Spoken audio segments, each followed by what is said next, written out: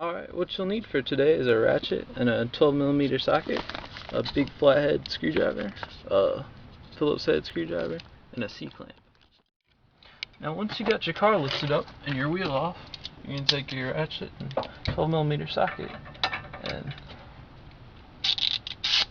take this bolt right here out, caliper bolt. Once you get them loose, it should come out with your fingers. Once you get your caliper bolt all the way out, kind of loosen this up a little bit, and then turn your wheel, there we go, so that you can get behind this caliper and wedge a little bit. You can see what I'm doing there. I'm compressing the caliper piston so that I can fit the new pads in there. Now you just take that off. You can set the caliper on top right there, and your old pads come right out.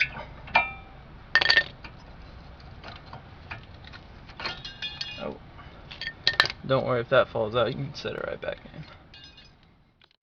Next thing you'll do once you have the pads off is check the minimum thickness on your rotors. The minimum thickness for this rotor is 19mm, so just take your digital calipers and set them to millimeters. Let's see. And mine are at 20.5 millimeters, so I still got plenty left on there. And you do this because if it's below that, it's unsafe to drive. Now I'm just looking at these old pads here. As you can see, they're used up pretty good. And these are Duralast $20 pads, and they're pretty cheap. But they only last about 15,000 miles for me. And I deliver pizza, so I drive a lot. And you actually spend more money putting on the cheap pads because they only last about 15,000 miles. And these are genuine Honda pads, and they last quite a bit longer. Definitely over twice as long as the cheapies here.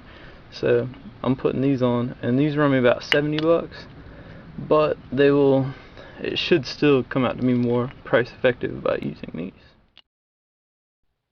Alright, next thing I'm going to do here is I'm going to take one of my old pads.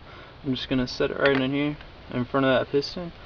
And basically what I'm doing here is compressing this piston all the way back so that it's flat with this piece right here. And that makes it so that when I go to put the new pads in, I'll be able to place the piston over there without catching them. Alright. And there we go. See how the piston is set all the way back in its place, flat with that other piece.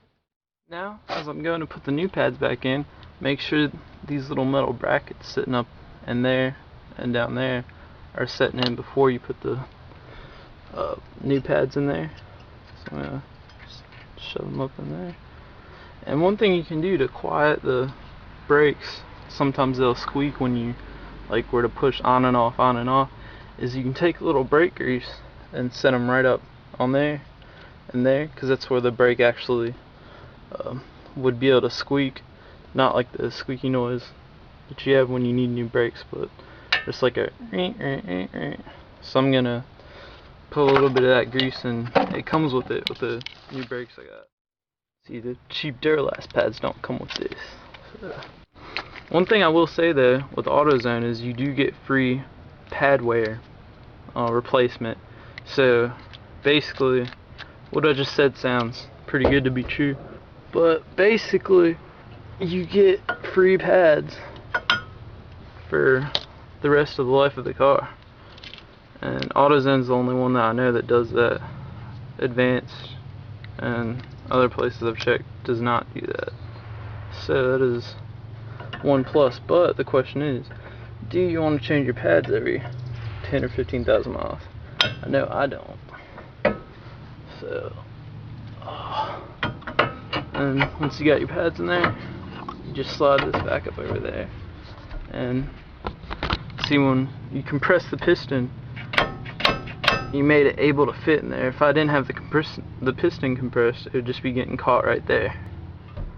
So, but once I got all that, I'm just gonna take this and stick that back in there.